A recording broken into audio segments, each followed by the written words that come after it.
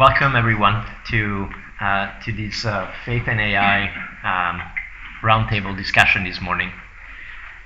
The subtitle of this meeting today is How AI is Transforming Religious Engagement, Humanitarian Outreach, and Forward Advocacy. And it's actually a great follow-up, and we're grateful to have Professor Medlir Mema back with us in Brussels after our first webinar. When was it? In April. And we are going to build on those discussions. And we have picked some of the topics that were addressed during our first meeting, and we're going to run a little deeper today. So we will continue to explore how AI is influencing the work of religious organizations, enhancing community engagement, virtual spiritual experiences, and supporting humanitarian efforts alongside advocacy for freedom of religion or belief. Professor Mema is a leading expert in artificial intelligence and global governance. He will discuss the growing role of AI in community engagement and participation in religious and civic life. First, we will examine the potential and the limits of these technologies in fostering meaningful community engagement.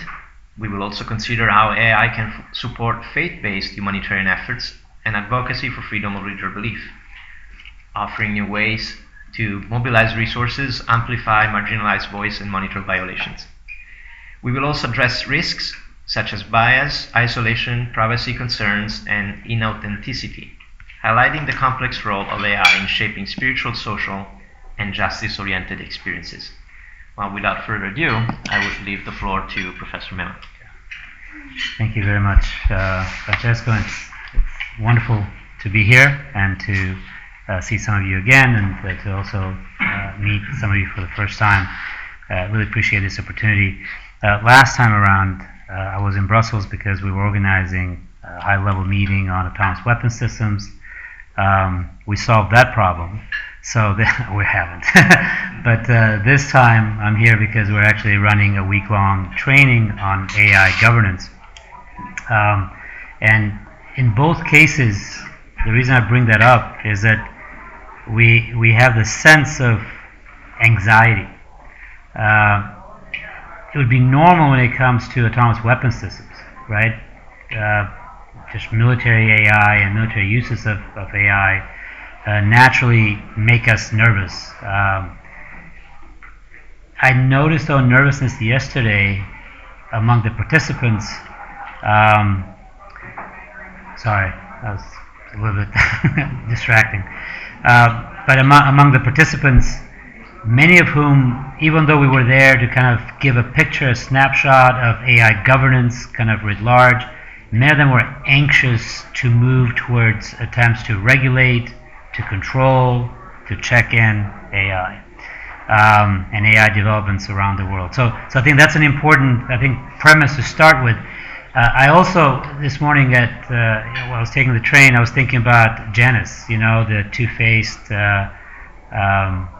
is it Roman god? I think it's a Roman god, right? After which January is named. And in every conversation, you'll see this also in my presentation today, whenever we talk about AI, we're always talking about, here are the benefits and here are the risks. There's this, however. And I wonder if we do that as commonly and as naturally with everything else. And I'm not quite sure. I was thinking about a lot of things.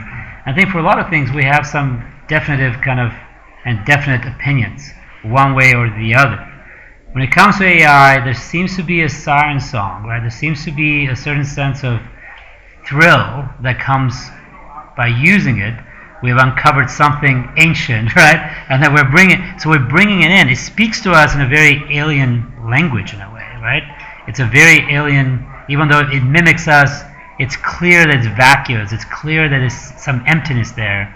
Others have described it to a mirror, right? It reflects you, but it gives nothing of itself, right? So there's this aspect of it that's very unsettling, I think, with regards to AI, that the moment we identify some benefits, we start thinking about, however, before we get too excited, here are some of the things. So it's wonderful to also know that there are people around the table here that are working on issues of governance, that are working on issues of with regards to AI and making people aware of this excitement. Last time I was here as well, I mentioned for those who were here before.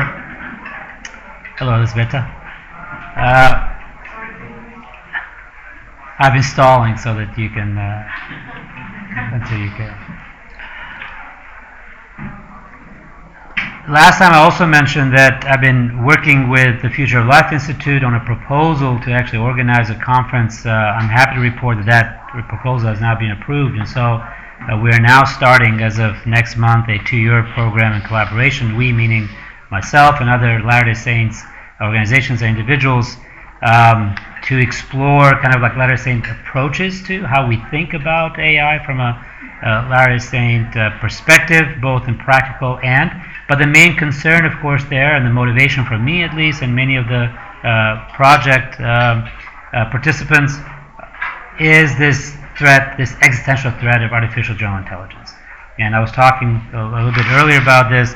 This is really, I've been working in this space for about 10 years, and this year is the first time, maybe late last year, or this year, really talk about artificial general intelligence, of this, or rather artificial superintelligence, right? This AI capabilities that are smarter than all human beings put together.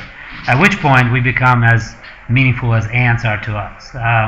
And yet we're very casually and callously talking about AI and this possibility, this ASI, artificial superintelligence, within the next 3 to 5 years.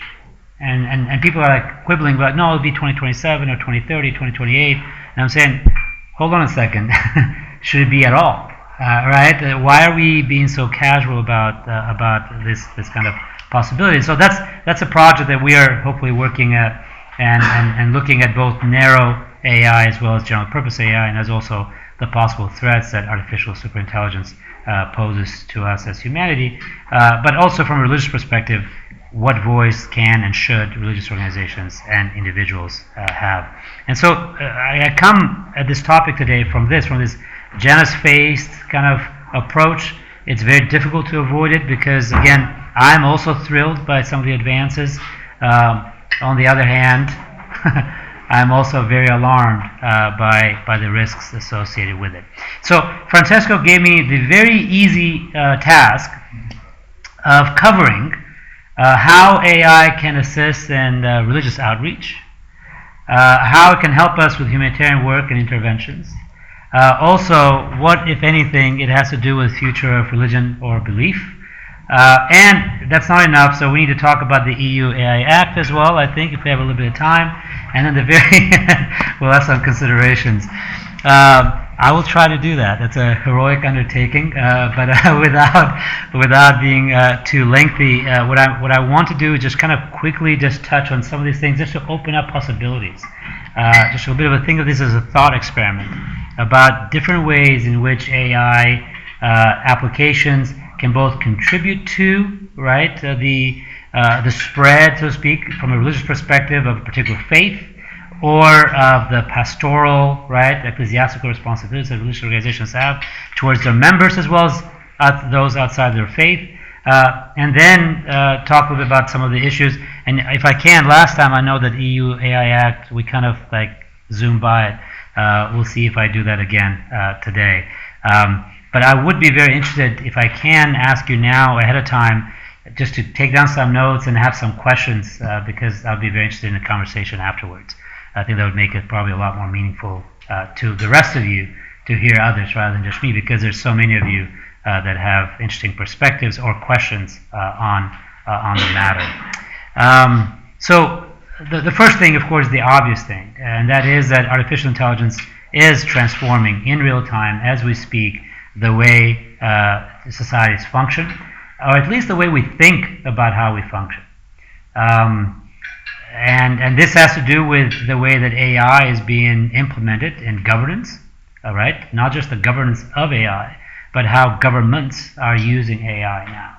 And the United States has just finalized an agreement with some of the big tech companies for military use of AI. They will have a bespoke kind of AI application just for the U.S. military. and of course this is happening across the world.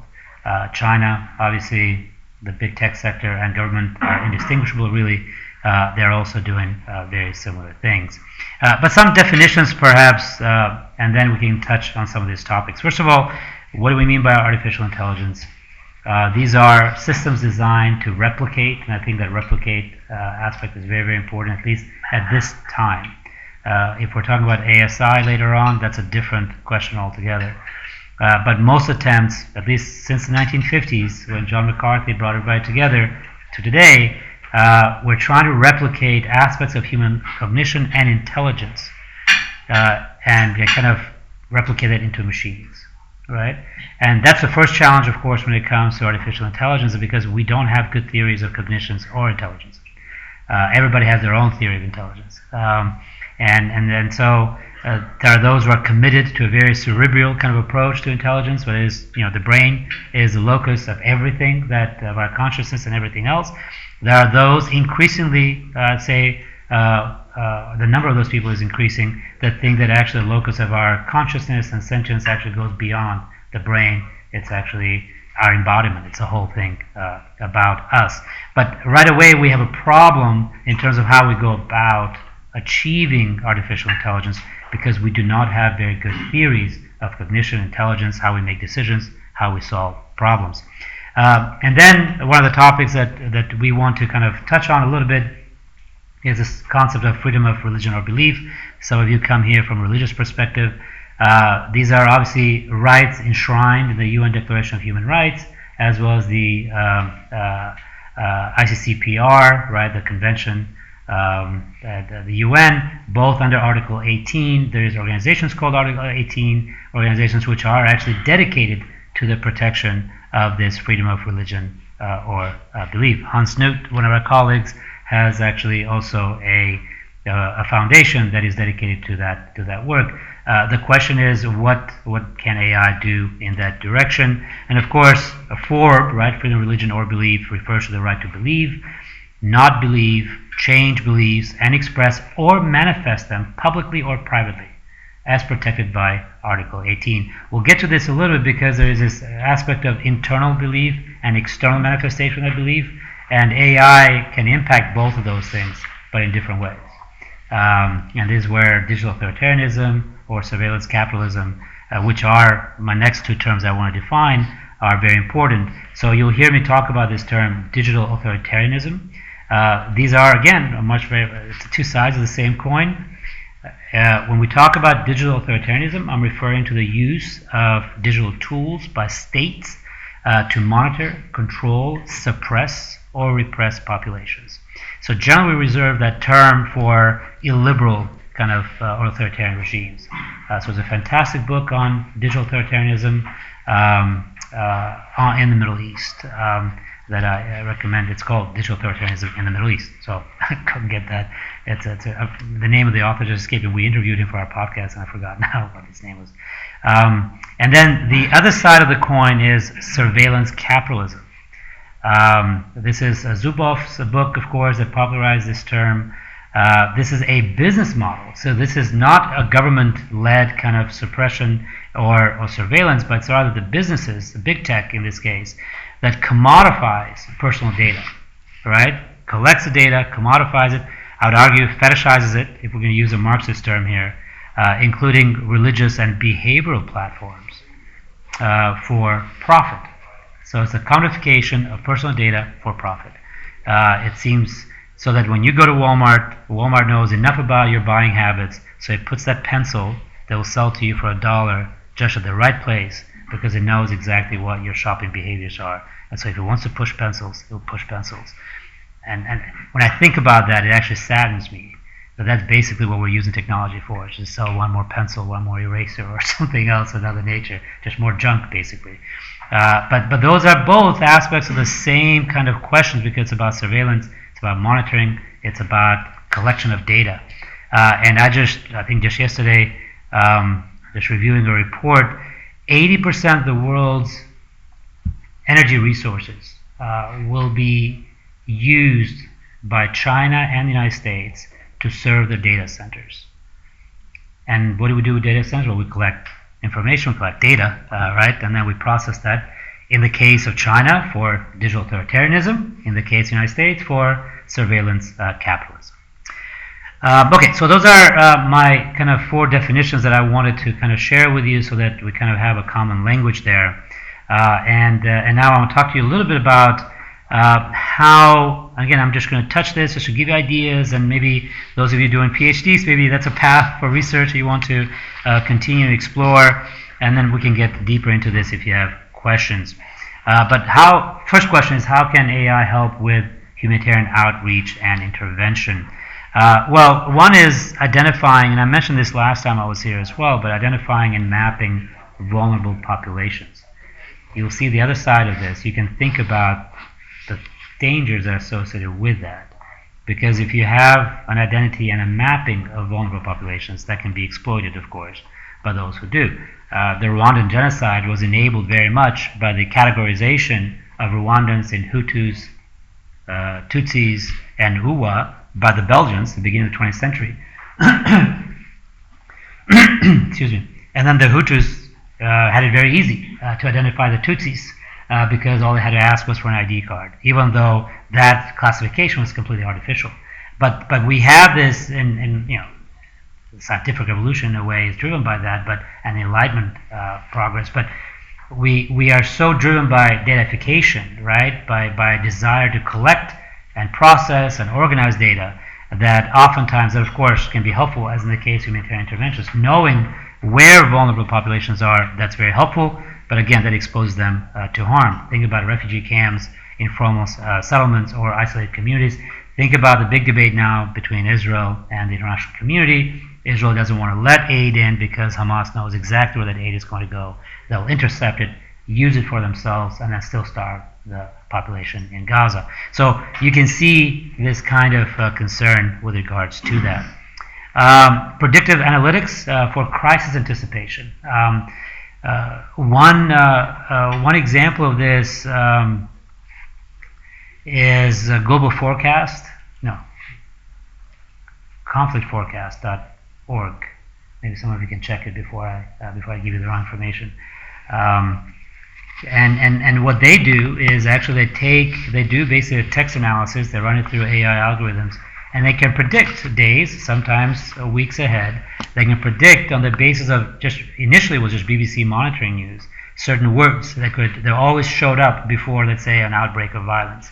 And so then through AI you can predict if there's going to be or there may be violence in a particular area. The danger of that, again, for international humanitarian intervention is a self-fulfilling prophecy. So one experience here is I actually was speaking to the creator of this program, Hans Miller. He's out of Spain, and he has been advising the British government in terms of the presence of their aid agencies in Africa and other places, and they could alert those aid agencies on the basis of those words or warning signals to leave the country right before violence broke out. And of course, my concern and my question is, well, is it possible we're actually making that violence worse because you are withdrawing aid agencies, and then you're starving people and they're having less access to food, and there's more competition over fewer resources. And so we're introducing artificial scarcity, and we're doing things that perhaps are aggravating the situation rather than improving it. However, again, just keeping this on the good side of it is analyzing weather data. Ritvik Gupta is actually one person out of Berkeley. He has now moved, I think, to Maryland to start a program predicting on the basis of weather forecasts, but also on the basis of availability of satellite images. They can actually look at, after an earthquake or after a storm or whatever, they can examine buildings, and they can see what buildings may be in immediate risk of collapse, and then they can send EMTs, and they can send first aid there or help people get out of there before everything else. So there are some wonderful things that are happening in this context. Optimizing aid distribution. I mean, even we think about food distribution, the problem is not that we don't have food. The problem is that we are very inefficient in the way we distribute those resources. And AI can certainly help logistics platforms find inefficiencies and improve them and make sure that we can do better. Together with this, we can talk about volunteer coordination and task matching. Francesco was saying, is there an agent AI or an AI agent that can help us transcribe and send tweets in real time? Well, I imagine that in the next probably year, you will have something that can perhaps put this whole conference, and you can be somewhere in southern Italy, on Albanian coast, perhaps, both of us, and enjoy it while the conference is being organized and all the emails are being sent out. But I mean, it's a big thing, because it also helps a lot of these volunteer organizations with overhead costs, right? So if you're able to coordinate and to schedule things, then you perhaps need fewer people. Of course, that leads to problems of unemployment, but that's a different story. Fundraising and donor engagement. Right? Humanitarian organizations generally, religious organizations also, they need money to carry out a lot of this work. So AI-driven analytics can personalize outreach to donors by identifying who is most likely to give and what messages actually resonate with who. And so you could have increased donations to help sustain aid programs. Probably Harvard can use this these days, given what's happening there. All right, I'll put that aside for now. Language translation and communication. I think that is actually this is an underreported, I think, development. How good AI has gotten in instantaneous translation, both voice as well as other obviously text for a very long time. I write regular op-eds on the Albanian media, but I do that in English because I feel better writing that way. And then just press a button, it translates. I'll fix it, but I don't have to spend 2 hours or 3 hours trying to translate something that I wrote. And it's a fantastic way. Now think about language sources. Now from the Church of Jesus Christ of Latter-day Saint perspective, I used to work with seminary institutes in Albania, and these are small programs, and you can't afford to translate every material, but you also cannot afford not to help people with that material. And so these kinds of resources can be super important, and I've spoken about this last time. So, and of course, mental health and trauma support, I'd argue, is huge, right? International humanitarian kind of events. Unfortunately, a lot of these social companions nowadays have been misused and abused. Again, I've touched on this in the past. But AI chatbots can provide some initial counseling. We have to be very careful because we've had some incidents of this where a young man actually was driven to kill himself by the AI chatbot because he fell in love with it, and he said, I'd like to be where you are. Don't you think I should kill myself? And the chatbot said, yeah, that would be a good idea. And that's what the young man did. So we have to be very careful in terms of the way these are done. But under, let's say, professional monitoring, then these are some resources that can be used.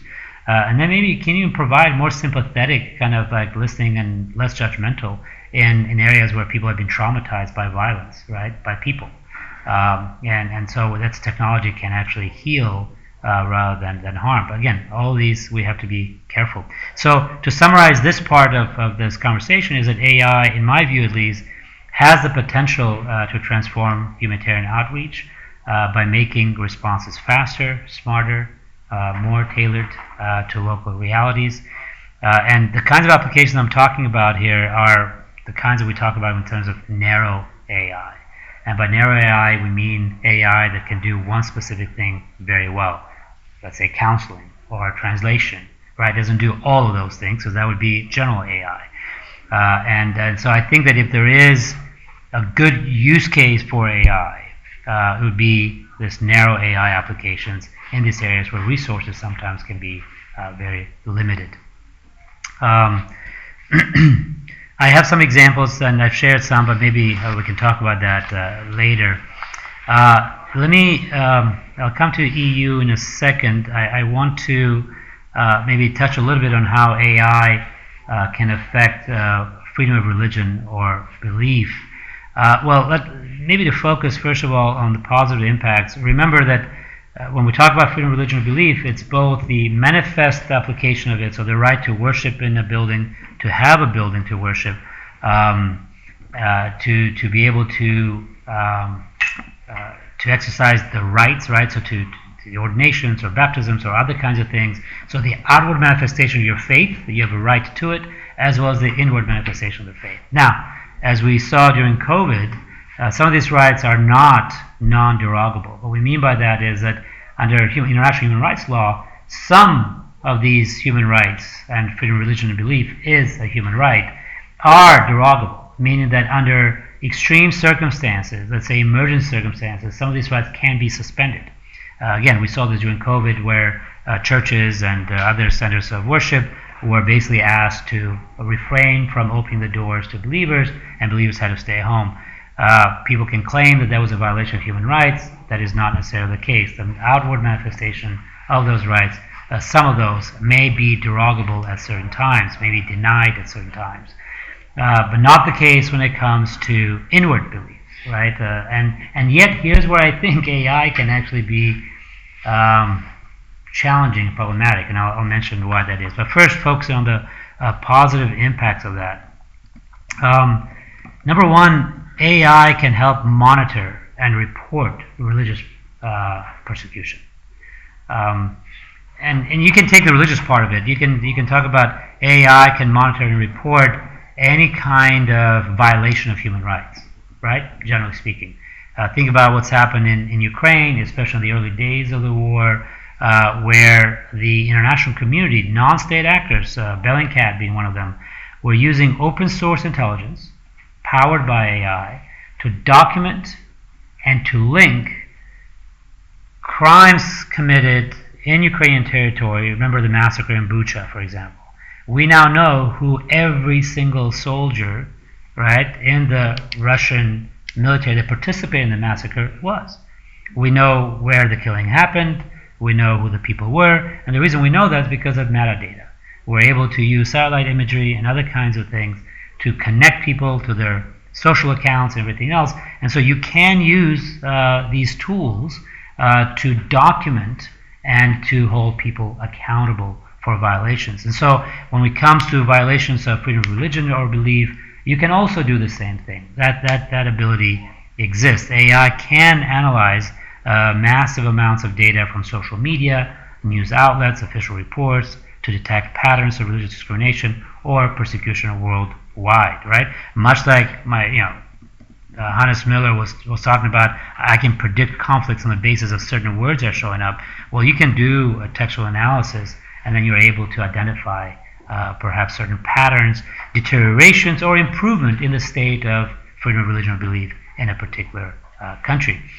AI can also help amplify marginalized religious voices.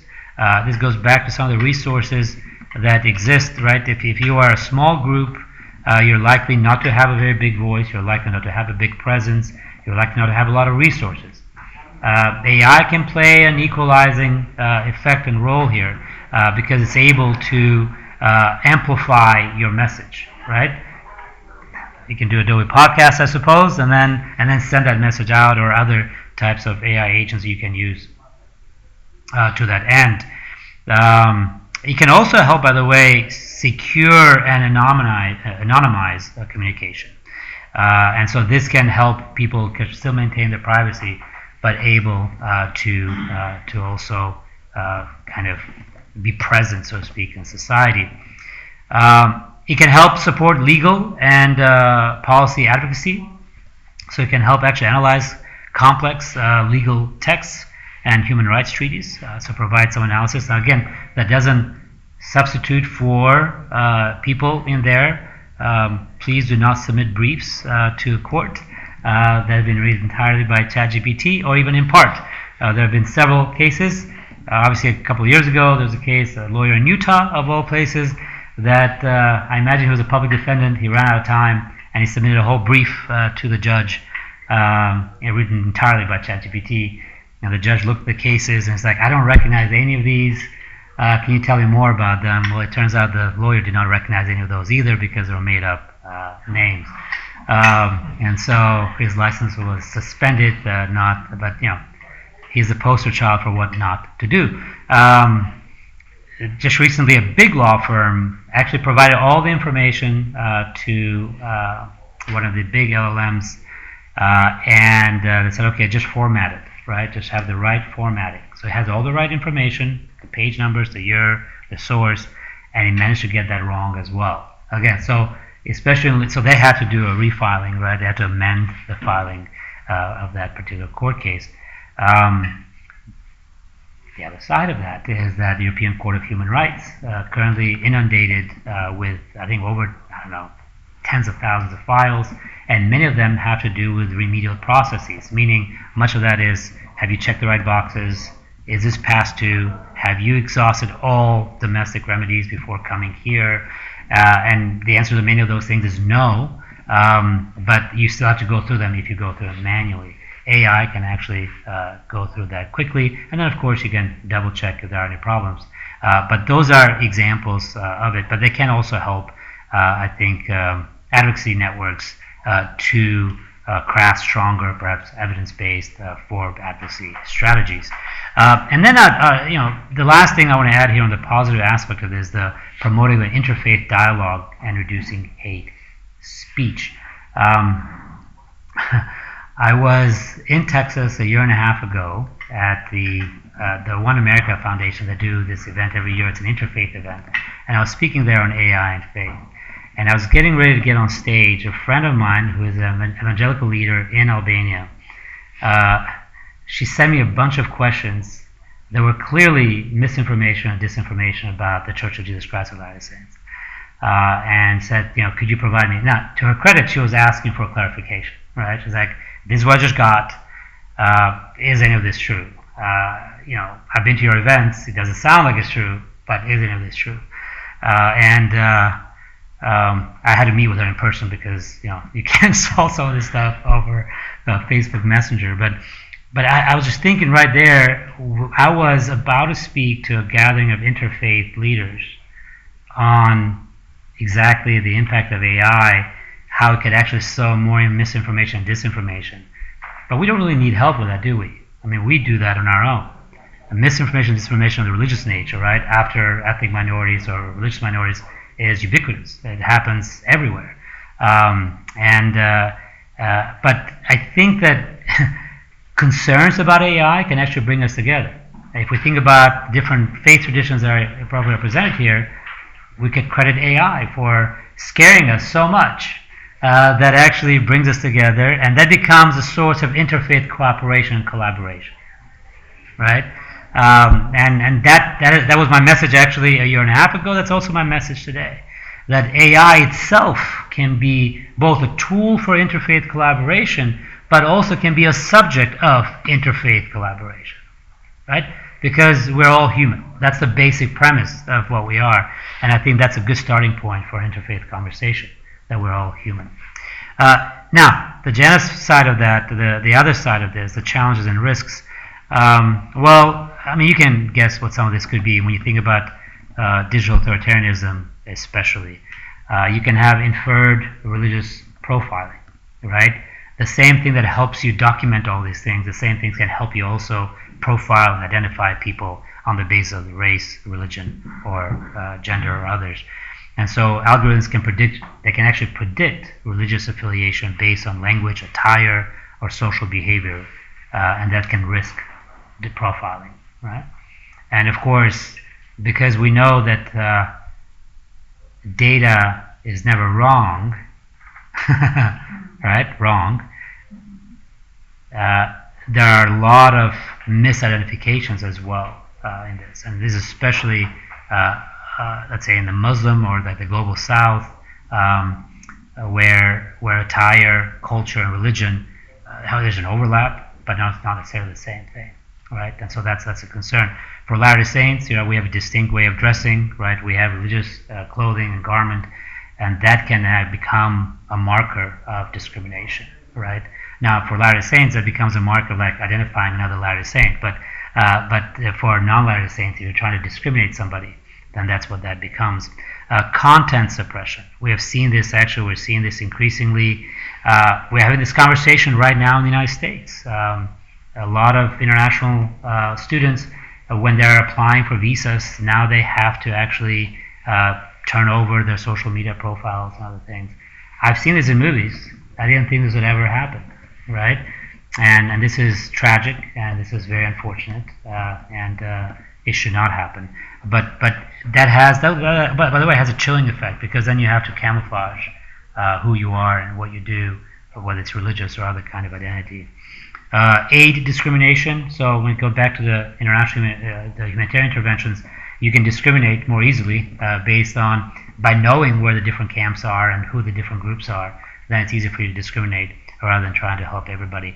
Surveillance, privacy concerns, and then access and digital divide.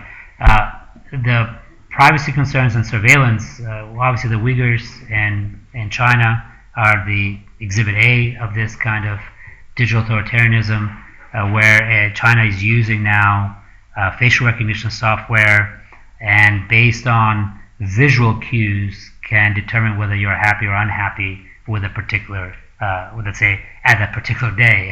And if you're unhappy enough days, I suppose, then you're off to a re-education camp.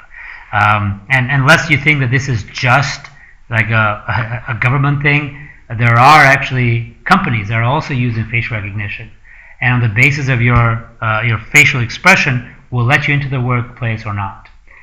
So you better have a good attitude when you come to work, or else you'll lose your day or perhaps lose your job. So this is the kind of scenarios we're talking about here, and the kinds of issues. I would have serious problems. I have what people know, or at least my colleagues say, resting angry face. And so every picture of me, I'm never smiling because I'm always thinking about what the other person is saying, but I look really angry at the person. So I'm yet to find a picture of me smiling when somebody's talking. And it feels like, and I always wonder why people don't pick on me when I want to ask questions. But I think part is because I always have that furrowed brow, and they're like, I'm not picking on that guy. It's going to have an ugly question.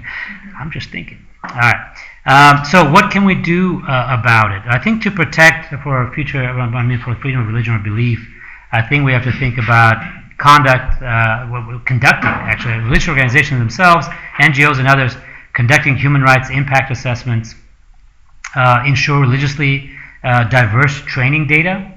This is big, and part of the reasons why I am working with the Latter-day Saint community, with the Church of Jesus Christ Latter-day Saints and members, organizations, and others, is because I want us, meaning religious organizations, not us, the church, but religious organizations, to actually have a voice, because that data, if you're not in the data, then you don't show up, and then you'll be discriminated against. And so I think, and I believe, and I'd urge those of you who are involved in religious organizations to be involved in this conversation, both on the governance aspect of that, but also on how we collect, protect, and use data. So much like we would ensure for ethnic representation or age or whatever it is, we should also ensure for religious. The famous example, the founder of algorithmic justice, she has a difficult name for me to pronounce, so I'm not going to say her name, but you can find her. She's written a book. I think she has a website. But the famous example, she is, I think, of African descent, and and she has this wonderful TED Talk called "Am I Human?" Because this was early iterations of visual identification software, and the computer would not recognize her as human, because the data at that point was all trained on basically white Western, because that's what all the data was. We have so much data in the West, and we did not have enough data collected in the global South that the computer had a hard time identifying that person was human. And then she put a mask on, just a ceramic white mask, and all of a sudden the computer recognized her as human. Now think about that now from a religious perspective, in terms of misidentification or non-identification of an individual, and then discrimination of the individual as a result of that. So those are some of the concerns and some of the things that religious organizations have to do to get involved. And then avoiding AI inference of protected belief categories unless explicitly consented to. So I think there should be effort. I think that some of you are working with the UN level, the EU level, on the governance aspect. I believe, Francesco, because you're here involved also with the EU, there's a lot of legislation that goes through, and we have to be vigilant to make sure that certain categories of identifications for religious groups, right, that should be protected, remain protected. Otherwise, it becomes problematic. So that's on the Forbes type stuff. And then I think I'm out of time. No? No, you still have about 35 minutes. Okay, so I'm going to take 4 minutes, I think. But I want to talk about the EU AI Act, and then I'll just stop there. I think that will probably, because I don't want to skip the EU AI Act like I did last time, and so I just want to talk about that. And then hopefully we'll have enough material here for us to discuss and enough feedback for some of you. I already see like a resting angry face in some of you people, so I'm not sure I'm going to pick on you. We'll see how that goes. So on the EU AI Act and religious organizations, there isn't really something specific about religious organizations there. But there is something specific about what religious organizations and communities do that I think that we need to be aware of when it comes to the EU AI Act. So of course, the AI Act, the EU AI Act, represented, because as some of you have already noted in our one-on-one conversations, quite an achievement when it actually came out last year. Probably the most advanced, the most ambitious kind of regulatory framework, which was risk-based, meaning that it identified and classified applications, AI applications, on the basis of risk. So how widespread and how risky was the use of these technologies. And on the basis of that, there would be then rules and regulations that would govern those particular use cases. And so this came into effect last year. We are actually going on Thursday, Friday, I'm taking some of the participants of our training program. We're going to the EU AI office, which was the first of its kind in the world. The United States created a similar organization. One of the people that worked in that office is one of my colleagues at the Global Governance Institute. She just told me that she terminated that relationship as of, I think, 2 months ago. The reason for that is because there is no longer a U.S. AI office because the executive orders by the Biden administration have been rescinded, and the U.S. approach now is deregulation, industry-led kind of norms rather than top-down and state. States did in the United States try to regulate AI. So Colorado had the one that looked most like the EU AI Act, and they also have an AI office. Utah had an AI office, has one. Zach Boyd, I think, for those of you in Utah, but they're not really an AI office. They're more like, how can we help businesses that do AI do it in Utah? So it's not really about regulations and rules. It's about facilitating investment. California, of course, has one, and other places have. The new big and beautiful bill, this is actually the official name, I think, of the bill, the Trump administration that also drove Trump and Musk apart. That bill has in it a 10-year moratorium on all state-level legislation with regards to AI. This is important. This isn't just federal-level legislation, but what the Trump administration wants is basically to say any kind of rules and regulations that states have passed in the intervening years will be suspended for the next 10 years. And then after 10 years, let's see what we do with it. So that's in the actual bill right now, which basically means that you're not going to have any kind of regulation when it comes to AI. Those of us who are worried about the impact of AI, and again, think about it. In 10 years' time, we, according to experts, everybody who knows anything about it, will have artificial superintelligence. Well, definitely AGI and potentially ASI. And this whole time, we're going to do that without guardrails. So we're going to learn how to ride, I don't know, a Formula One car, but you're going to throw in, I don't know, somebody there who has no training, no helmet, no seatbelt, no reinforcement, nothing. Say, go and drive and win the race. That's a scenario. And if that is not alarming enough, what should be alarming is the Europeans are following suit. So the EU AI Act, I think over the next 6 months to a year, will no longer be what it was. It really never, well, it did amount to something, but it was already too behind the curve by the time it actually arrived. But even that was something. But it is clear that the French and others are very determined to catch up with the Americans and the Chinese, the Russians as well, and so want to do away with a lot of these rules. So I think we have to be mindful of that. Transparency, user empowerment, and rights. I think that's the Act actually mandates transparency. It obligates organizations to provide clear, accessible information to users regarding AI system functionality, especially when AI interacts directly with individuals. So if you're going to use an AI chatbot, you actually have to tell people that there's an AI chatbot that is interacting with you. Whether, for whatever reason, individuals must be informed when decisions impacting them are made or assisted by AI, and be provided avenues to challenge or seek human interventions concerning those decisions. And of course, for those of us who have stayed on the phone for today, I'm not sure how long it would take to get that human finally back in the loop. But the fact of the matter is that there are obligations, especially when it comes to high-risk uses of AI. So issues of healthcare, security, religious especially, privacy, those would be ones that you would be open to liability. The EU AI Act also expressly prohibits AI systems that employ subliminal techniques or exploit vulnerabilities. And religious organizations sometimes, this is a fine line, because for a religiously minded individual, what is charisma, right? What is a spirit? What are the gifts of the spirit, except for subliminal in many ways, all right?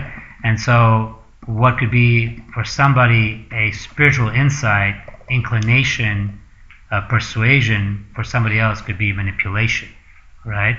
And so, again, I'm not sure that we have a way of resolving this, but those are things that we have to work and think about. So just to wrap this up, and I'll end here, the EU AI Act introduces, I think, for the moment at least, a rigorous regulatory environment that religious organizations must navigate carefully by understanding and adhering to the Act's requirements. These religious organizations can actually harness AI technologies responsibly while upholding ethical standards. But again, it's a very treacherous road, and it's one that I think lies ahead of us. Again, I've had some very good conversations, I think, with people that are working at the governance level for various religious organizations, and they are struggling with this, right? Part of it is because we don't have people really trained on it. We have people that do like machine learning here, or they have somebody else who does data protection at a law firm, and then we cobble them up together and say, you are the AI team now for this large organization. Go and do your thing. And I'm not quite sure that we quite know exactly what to do and what the thing is. Okay, so on that upbeat note, I'll stop there. Thank you for your patience. You've been very attentive, so I really appreciate it, and I look forward to our conversation.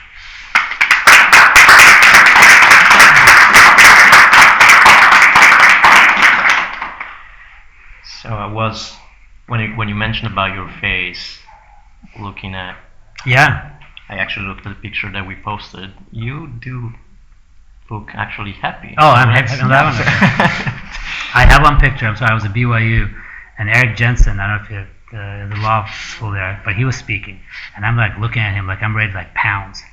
And I love Eric Jensen. Like, he's the last person I'd pounce on. But like it's just anyway, so I think this artificial. The smile is artificial. But just to say that if this event was AI driven, you would be... That passed yeah, you would be allowed to speak.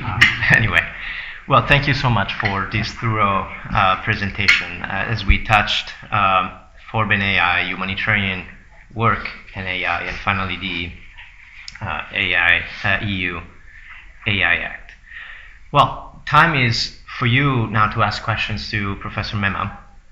We do have time until 10:30 before we formally close this panel, and Professor Mema is anxious to talk to you. Yeah. So feel free to ask questions.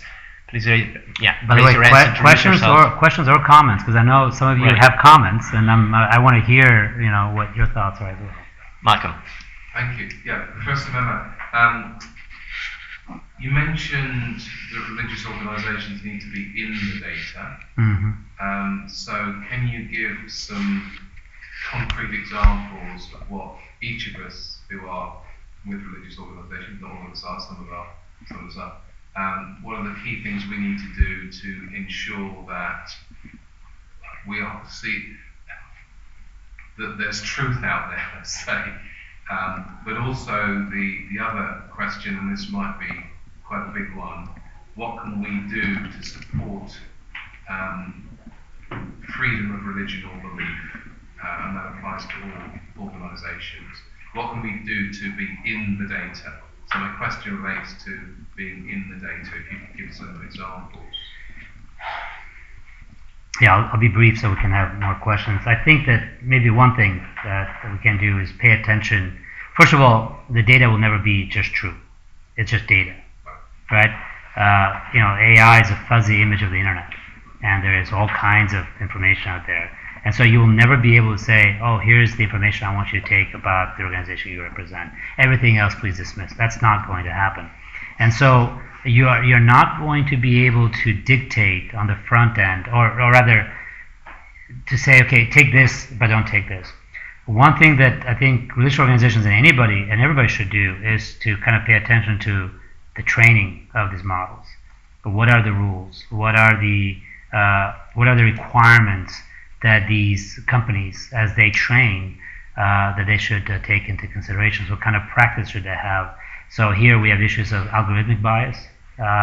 So it's not just about the data, but who is also the kind of algorithm you're writing, and kind of weights you're putting in that algorithm that impacts the output as well. But also then again, what data is going into it.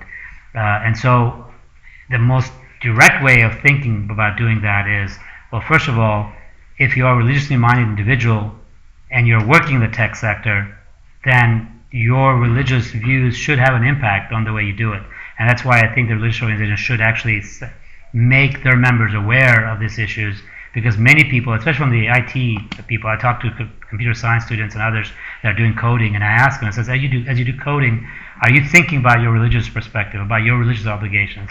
And for them, it's like, no, it's not, right? So what I'd love to do is AI literacy, generally also, by the way, for coders. But for them, it would be about the ethical and moral implications of what they're doing.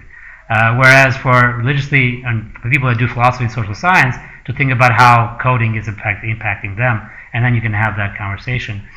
So that's one. Legislation is another one. I think that's where you obviously can play a really big role.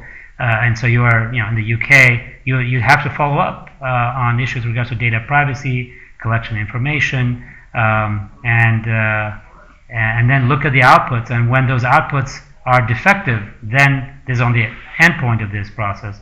Then you have to raise the voice and say, this will not do, right? This will not work. Maybe the final thing here, we have a positive example here, at least from my faith tradition. You have ldsbot.org, which is my favorite kind of little kind of innovation from the Latter-day Saint kind of like ecosystem. Josh Coates, the B.H. Roberts Foundation, they've created this LLM which sits on top of a ChatGPT kind of framework, and it filters. So provide alternatives to communities, and also to, so if my friend, for example, wanted to know answer to those questions, I could say, go to ldsbot.org and answer those questions. Because what Josh has done there and his team is kind of use general conference talks and Book of Mormon stuff, anything that is Latter-day Saint adjacent, and it filters that information through it. And so provide faith-building alternatives to other kind of models. And so that would be another way of kind of working through that. Just off that. All right. Is this another how question or no? I would like it. All right. Most conflicts in the world come down to control. Who is in control? Who writes the algorithms? And will humans always be in control? No. We're already not in control. When it comes to AI, so this was actually the struggle that we had when we wrote. It took us 6 months to write a 25,000 word report. It was meant to be 12,000 on autonomous weapon systems. And again, it was meant to be 12,000, ended up being 26,000. 5 of us over a 6-month period. And the reason for that is because we first approached this question. I'm going to get to this explanation.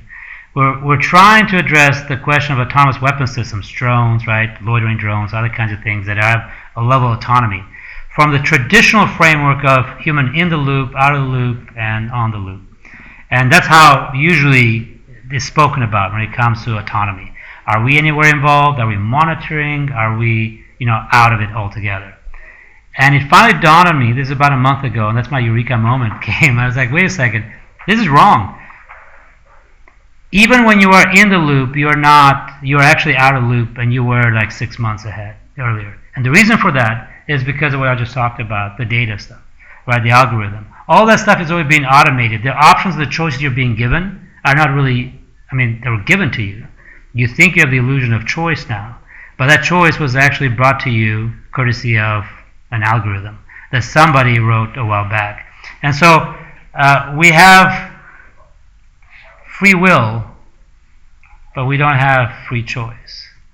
And I think increasingly, and this is one of the big existential questions for religious organization as well, because agency and choice are essential to us as human beings, increasingly we'll find that we have free will. We have agency, but we may not have choice. Let me give one last example on this. Think about if both the United States and China have said that we will not turn over the decision to launch a nuclear weapon to AI.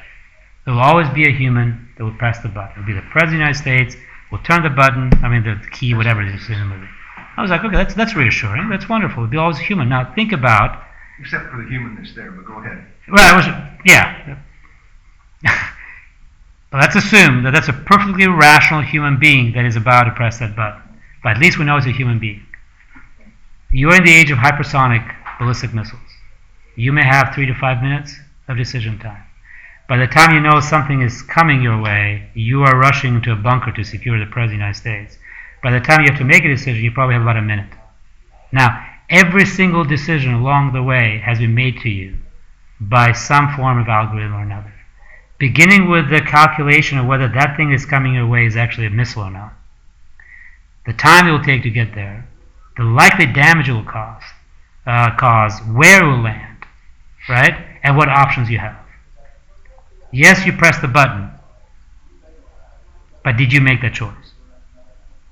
And arguably, I think across, and this is what concerns me with AGI, and then increasing obviously with ASI, is that from a religious perspective, right, it's chilling to think that we will have the illusion of choice, but not really choice itself. And so control then becomes, in the best case scenario, in the hands of big companies and big countries, that then increasingly, remember I was talking about Forbes, and some of it is not just about outward kind of manifestation of your faith, but also inward ones. You think you are absorbing information, but that information can be highly curated over time, right? It could be misinformation, disinformation, it could be limited information altogether, it can be cut off completely. And so whoever controls that aspect of decision making, and eventually they become more and more automated, so to speak, and autonomous, that's one aspect of it. So that's the best case scenario, is that you have a few people and technology in the hands of very few with huge power to make decisions for millions, billions. Or in the worst case scenario, you have ASI, which disregards any of these kinds of scenarios over here and says, let me take care of you. I know what to do. You want to solve world hunger? I got it. The Thanos solution. Let's blow up half the world. We'll kill half the people. No more hunger problem. No more overpopulation. None of those kinds of things. Again, these are dire circumstances. I hope that I trust enough in human race that we can come up with solutions, right? As a religious person, also I trust in divine providence to guide us through this, dead end that we are walking ourselves into. But right now, we're looking into a very kind of dark path over the next 3 to 5 years, and we're not quite sure that we have the right guardrails in place for us to make the right decisions, which is why I'm here. I'll come back over and over and over again. We can raise the alarm.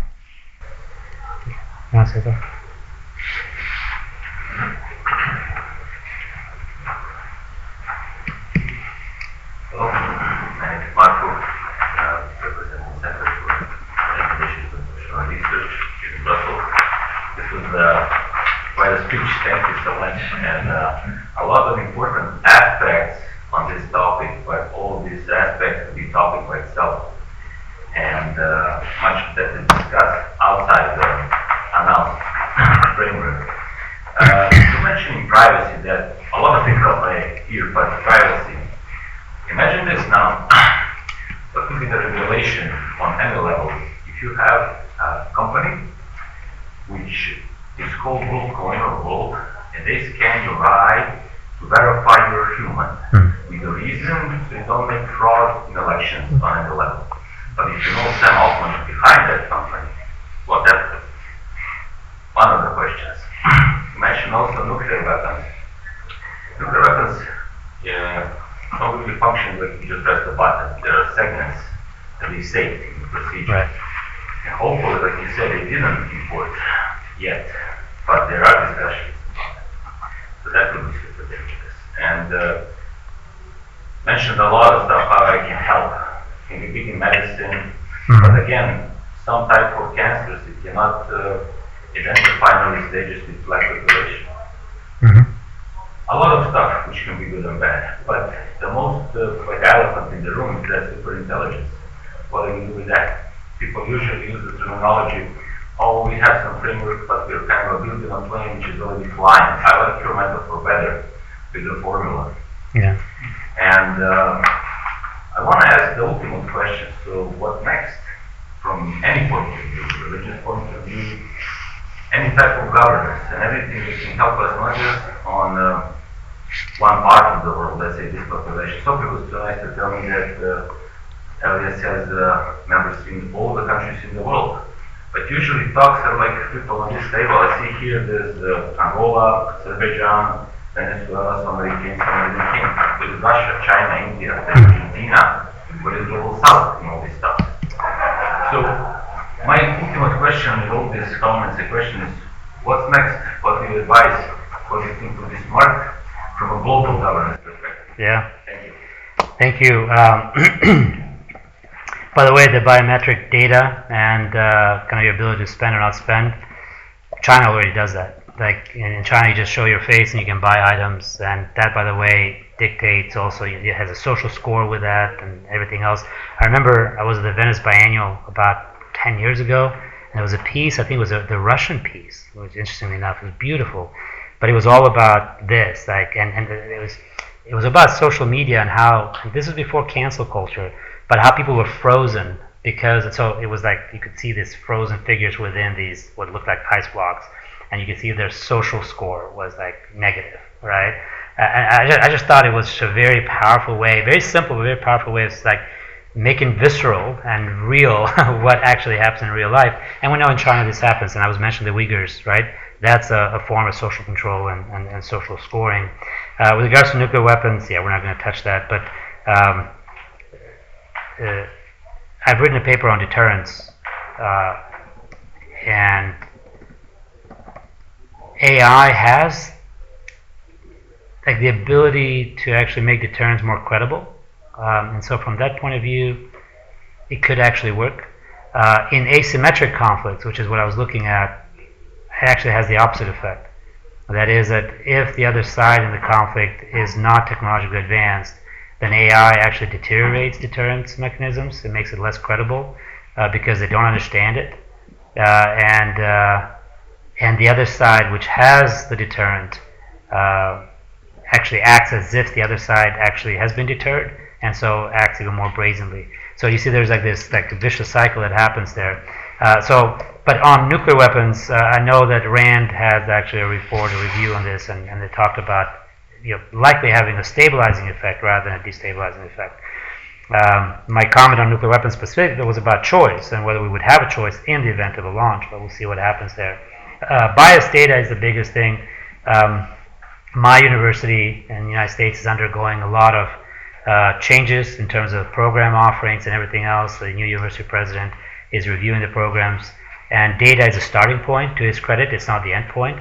But I had a meeting with him about something related, and then he asked me a question about it, and I said, just be careful with the data, because your starting points and the data selections and the data selection team has some serious deficiencies. and you can't be making final decisions about people's lives, but also education and offerings on the basis of incomplete data. And I think that's going to be, by the way, there's another big problem with data that I think is very important here. We are going to run out of data to train our largest models in about 3 years. Now, we will have synthetic data, right? So people are trying to train models on the basis of synthetic ones. My wife was just, for her master's thesis, she's finishing her art degree at Chicago Institute of Art, and she's actually recorded her voice, about 10 seconds of it, and then it had a huge, so he trained this AI bot on her voice, and then had a very long list of words, and just repetitive kind of words, over and over and over and over again. By the end of that list, her voice was unrecognizable. Like, he went like, wow, wow, like it was complete. That's not how my wife sounds, by the way. So it's like the penguin from Batman. But completely unrecognizable. It was broken down and everything else. And that's the problem with synthetic data. Like, you can produce it, but it gets worse and worse and worse and worse over time. And so DeepSeek, that's what was shocking about it, because maybe it found a solution to that because it needed less data to have similar outcomes. I think the Chinese were not very transparent exactly on how much data and what they used. So I don't think it's as good as they say it was, or at least as cheaply as they said it was. But so it's not just a problem of biased data, it's a problem of no data. And so we are probably going to hit a point in about 2 or 3 years with this data. And so then what happens? Then you're going to have AI models trained on synthetic data, which is going to make this reality much worse, right? And that's really problematic. What we do in ASI, we don't do it. That's the answer. We stop it, right? It shouldn't happen. I mean, that's the thing that's shocking to me, that we know very well what that future looks like. I think I've seen it. It's called Terminator, right? It's just silly, because we're very good at imagining what these futures look like, and yet we just push right through it, and we're just curious by nature. So what I hope happens, the second coming, I hope the rapture, any version of that, millennial reign, whether it's Quetzalcoatl or whatever it is, the 13th Imam, or whatever your faith tradition, I hope that happens. That's I think the only the only possibility to save us from ASI, if that's the direction we're going. I mentioned here last time, I'm a little bit more sanguine about ASI because, and I talked to you about this, because I theologically I'm committed to embodiment as a precondition to ASI, to sentience and consciousness. And so until we have an embodied AI, we can't get there. We have pretend ASI, but not real ASI. And so that's my only hope, that we are actually going in the wrong direction. And so I hope they keep staying in that direction, and we're not actually going the direction of embodied AI. And embodied AI, by the way, would take a very, very long time to get to sentience and consciousness, because that's the end of an evolutionary process. And yes, you can speed it up, but it's not just today for tomorrow. With regards to the Global South, you can hear me better now. With regards to the Global South, I actually think there's more movement there than what you think there is. When at the UN Summit of the Future in New York, the Global South was actually the main topic that was discussed. The UN committed, and I know, right, a lot of this can be empty words, but there was a commitment to actually diffusing a lot of these technologies in the Global South. Africa is very, very vibrant. I mentioned Brazil when you were talking about, were you talking about privately about that? I forgot. Yeah, that was private. But Brazil is one country that is actually leading the way in that direction. India, of course. So I think that it's better than we think it is. The Middle East, of course, is leading the way. Saudi Arabia, Oman, UAE, they're doing this. We've been in contact with the Kazakh government, the Kazakhstan, like the biggest Central Asian country. They're very much interested in this, and they're investing a lot in this direction. So I think that there's a lot more happening there from the Global South perspective than I think we give credit to. Now, whether we give them a voice or not, that's a different matter. But I think that things like G77, right, and others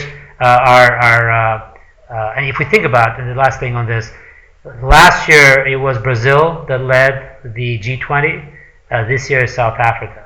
And both of them have made AI one of their main kind of things in the G20 agenda. So those are two global South countries that are driving a lot of this conversation. So that would be my suggestion. Yeah. Well, we reached 10:30. However, there will be some time afterwards to continue discussing with Professor Mema. But I wanted to thank you all for being with us today. And thank you, Professor Mema, for this enlightening presentation and all of the thought-provoking ideas and concept that you shared today. That gave us a lot to think about. Thank you for the opportunity. I'll be here in October, so let's. No, I'm kidding. But no, this is a wonderful opportunity, and thank you so much for it. And I'll see you in November, of course. Yes, we have a big conference. Yes, but I was about to mention we had a conversation before this roundtable, and Professor Mema is really eager and passionate about talking about those issues. And so, if you have any ideas of things that you would like to talk or to share or to go deeper on some of the topics that we discussed today. A webinar is very easy to organize, and although Professor Mema lives in the US right now, we can organize a webinar and have a follow-up. So feel free to send us thoughts and ideas. Can I make a plug for Elisabeta's event today? Elisabeta, do you want to share what's going on today? Actually, Actually, this evening we have a webinar where I invited Medlir, and he's not every day here.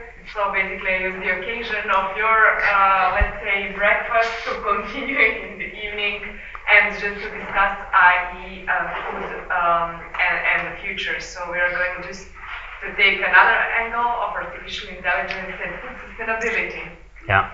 So it is just to honor the occasion that he's here.